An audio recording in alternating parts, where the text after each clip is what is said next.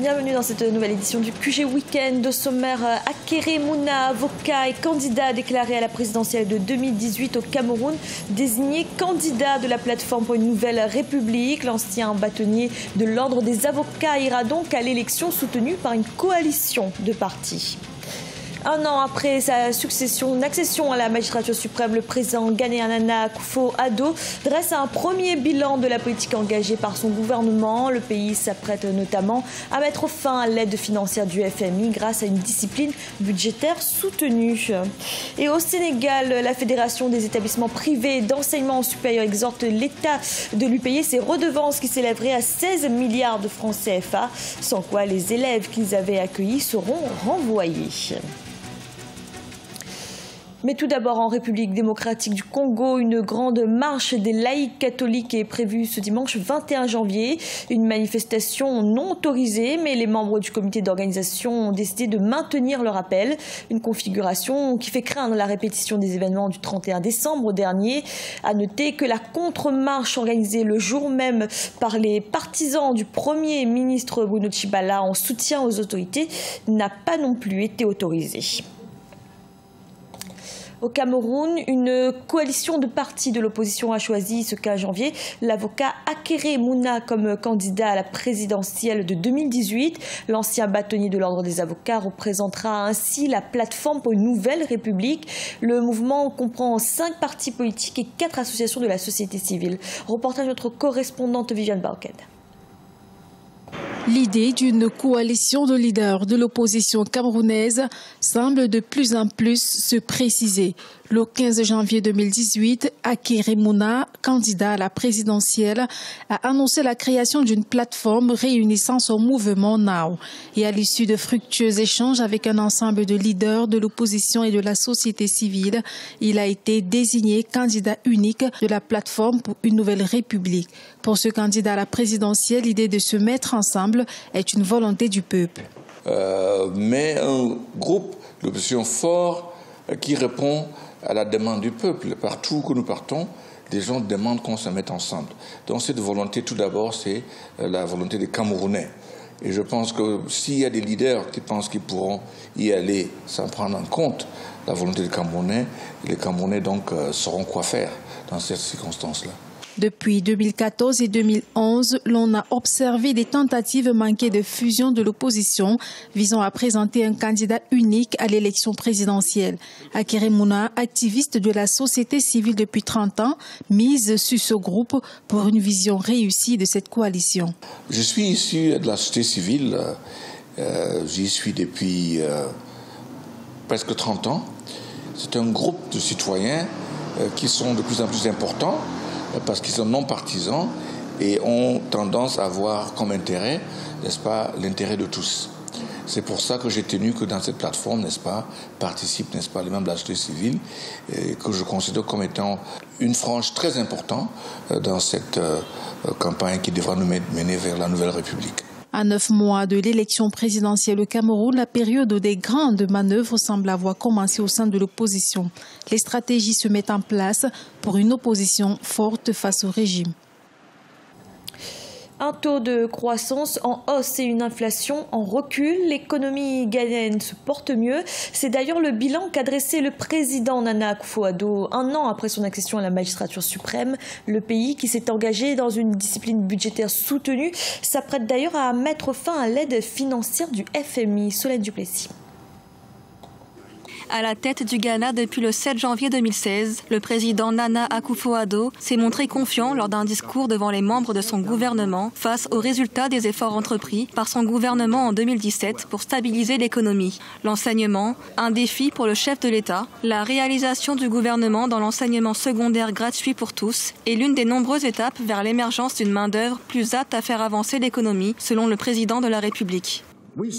Nous travaillerons pour résoudre le problème, non pas seulement de l'enseignement secondaire, mais aussi des écoles maternelles et des collèges. Nous mettrons davantage l'accent sur la formation technique, agricole et professionnelle, ainsi que sur la formation générale. Nous n'avons d'autre choix que d'éduquer et de former notre main-d'œuvre pour répondre aux besoins de l'économie moderne du XXIe siècle. Le Ghana, deuxième économie d'Afrique de l'Ouest après le Nigeria, a toujours misé sur l'éducation. Les citoyens ghanéens ont salué principalement la gratuité des frais de scolarité au lycée. L'emploi et la baisse du coût de la vie restent des défis majeurs à relever pour le gouvernement. Le lycée gratuit, il l'a fait, ainsi que les allocations de formation des infirmières et les allocations de formation des enseignants. Maintenant, le plus grand défi, c'est de créer des emplois pour les jeunes. La croissance du PIB au Ghana a atteint 9,3% au troisième trimestre de 2017, contre 3,5% au cours de la même période en 2016. Au Congo, les deux chambres du Parlement ont adopté à l'unanimité le projet de budget de l'État pour l'exercice 2018, un budget qui s'élève à 1602 milliards de francs CFA, dans un contexte économique difficile marqué par la chute drastique des cours du baril du pétrole. La loi de finances est d'ailleurs conforme aux recommandations du FMI. Reportage notre correspondant Eva Pansou. Votée en première lecture par les députés mercredi 17 janvier, la loi de finances 2018 a été adoptée en deuxième lecture un jour plus tard par le Sénat. Arrêté en recettes à 1602 milliards de francs CFA environ et en dépenses à 1383 milliards de francs CFA, ce budget présente un excédent budgétaire prévisionnel de 219 milliards de francs CFA. Un excédent qui se dégagerait de la croissance du secteur pétrolier. Il y a une amélioration des recettes pétrolières par rapport à l'année dernière, mais ce qui, malheureusement, n'améliore pas la situation globale, étant donné que la part du capital de la dette qu'il faille rembourser sur cette année 2018 est passée en un peu plus de 300 milliards à près de 1000 milliards, ce qui obère tous les efforts, toutes les améliorations qu'on aurait pu observer aussi bien au niveau des recettes pétrolières, et en même temps que du côté des recettes fiscales. On note dans ce budget une baisse des recettes fiscales de 31 milliards de francs CFA. En 2018, les recettes sont estimées à 737 milliards de francs CFA contre 769 milliards en 2017. Cependant, les recettes pétrolières s'élèvent à 749 milliards de francs CFA contre 391 milliards en 2017, soit une augmentation de 357 milliards de francs CFA.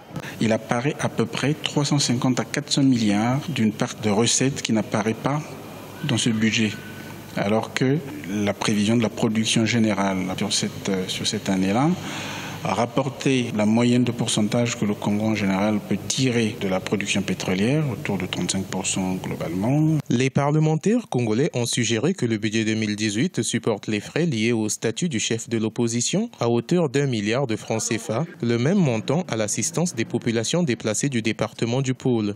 Ce budget a été fortement influencé par les négociations entre le gouvernement et le FMI en décembre 2017, dont le pays espère un plan triennal 2018-2020. Au Sénégal, les établissements d'enseignement supérieur privés accueillent depuis 2012 les bacheliers qui ne peuvent pas accéder aux universités publiques faute de place. Mais aujourd'hui, l'État présente des retards importants dans le règlement des sommes dues à ces établissements. Des universités qui menacent de renvoyer 30 000 étudiants. Reportage notre correspondant El Adjaï. 10 milliards de francs CFA est le montant que l'État du Sénégal doit aux établissements privés pour l'année académique 2017-2018. Car depuis 3 ans, l'État ne parvient pas à régler le paiement des frais de scolarité de ses étudiants orientés dans les différents établissements privés.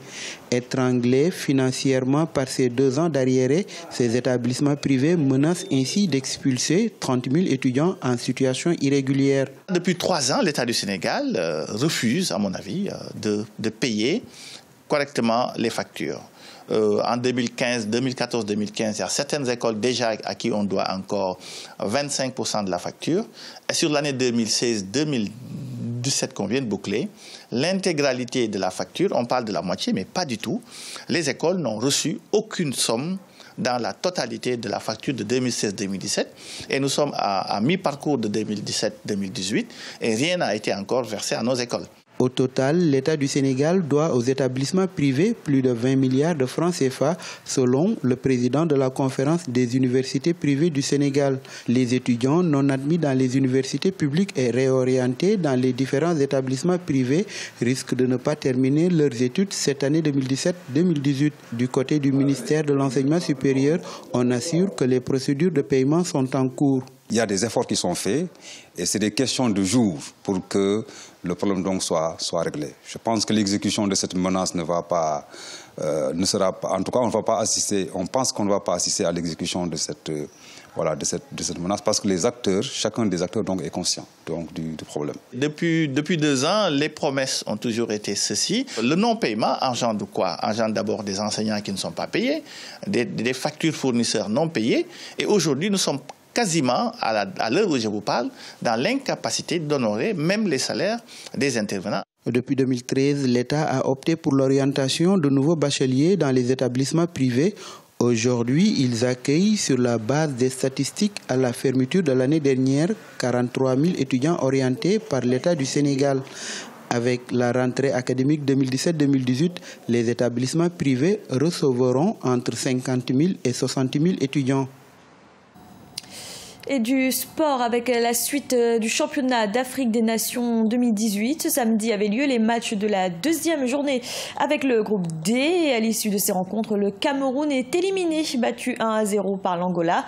En revanche, belle victoire pour le Congo, 2-0 face au Burkina Faso, qui se qualifie pour les quarts de finale.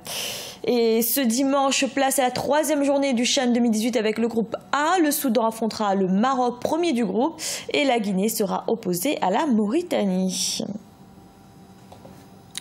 Ce journal a été réalisé par l'ensemble de la rédaction. Merci de l'avoir suivi. Retrouvez dans un instant une nouvelle édition de l'information.